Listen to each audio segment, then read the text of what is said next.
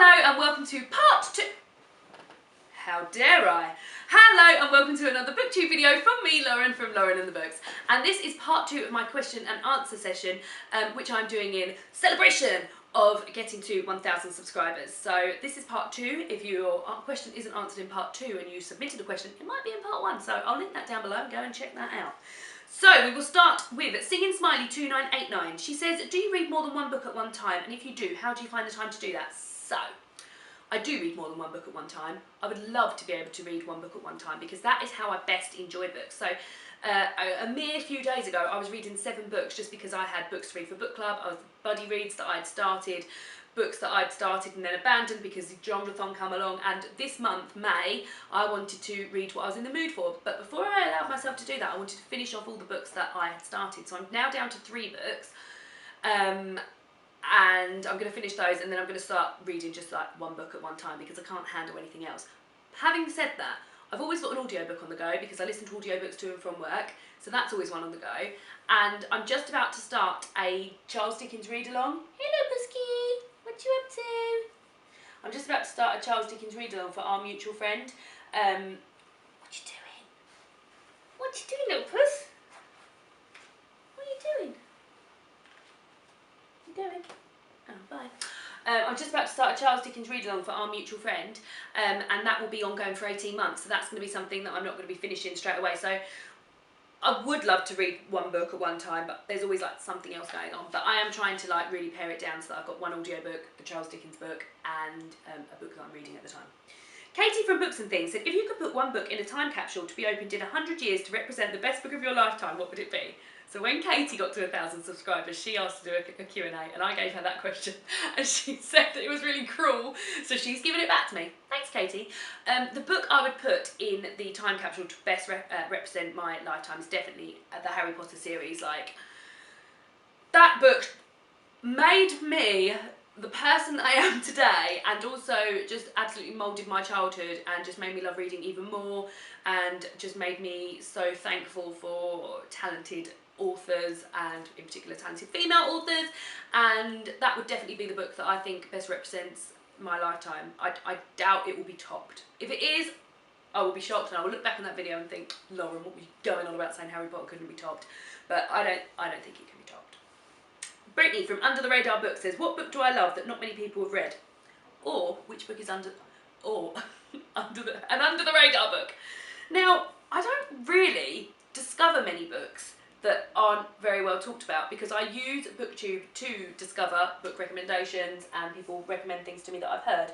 Probably a book that I hadn't heard of on BookTube until after I'd listened to it, and now I've heard a few people talk about it, is A Year of Living Danishly by Helen Russell, which is a non-fiction book about a woman who moves to Denmark, Jutland in Denmark, as her husband gets a job working for Legoland. So she moves to like rural Denmark, and the book is just set out really perfectly. It's set out for like someone who's probably got a bit of OCD like me. It's set out lovely like in months, and then within those months she goes into sort of like subsections.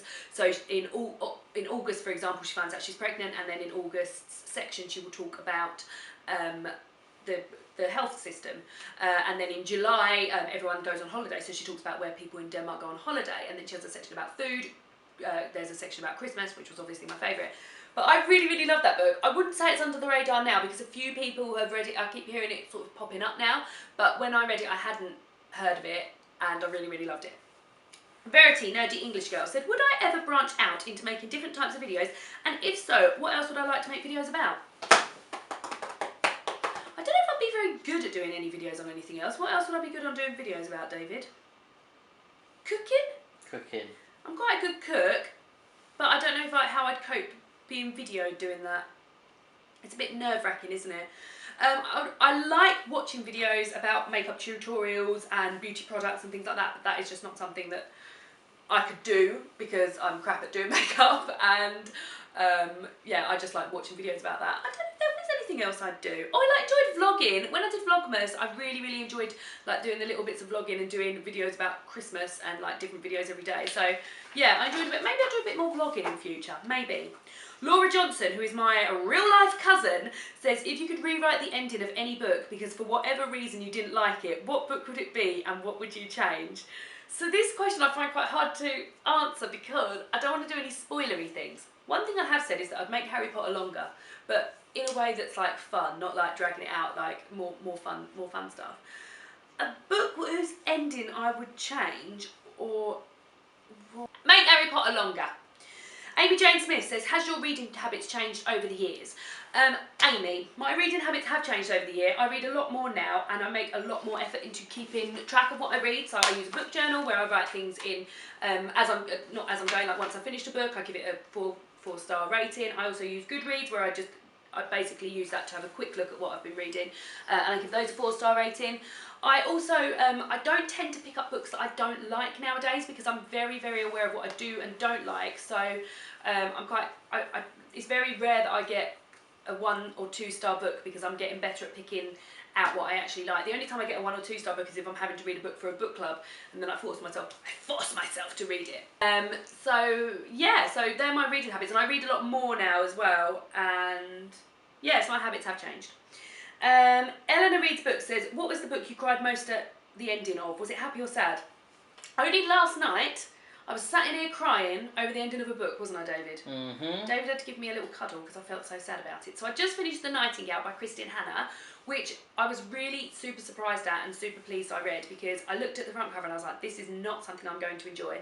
It was for my work book club and it is a book about 2 sisters in World War II, one of which, and they both live in rural France, and one of which doesn't really want to get involved in the war and sort of like just hoping that it will sort of pass her by quite quietly. She has a German soldier come and board in her house and she just sort of puts up with it, and her other sister, Minnie's playing with a shoebox and she's been a naughty Minnie. Stop it. And the other sister like really wants to get involved and joins the French resistance. Stop it, Minnie, I'm trying to film. And joins the French resistance, and the ending was just so sad. It had like 2 endings, so there's somebody that you're following in modern times and then you're following the the storyline in when the war was going on, and you get an ending there. Stop it, come here. Mummy's gonna put you up here. I'm gonna put you up there. Have a sit up there. So it follows 2 endings.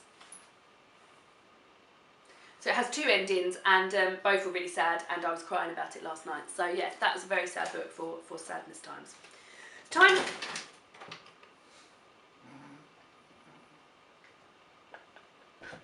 What did she knock off? I don't know.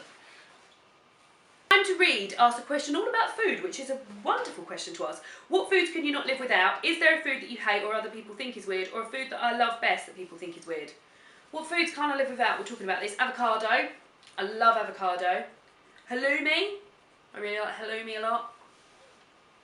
Blueberries. I eat a lot of blueberries. Can't think of anything else. David, is there a food that I hate that other people think is weird?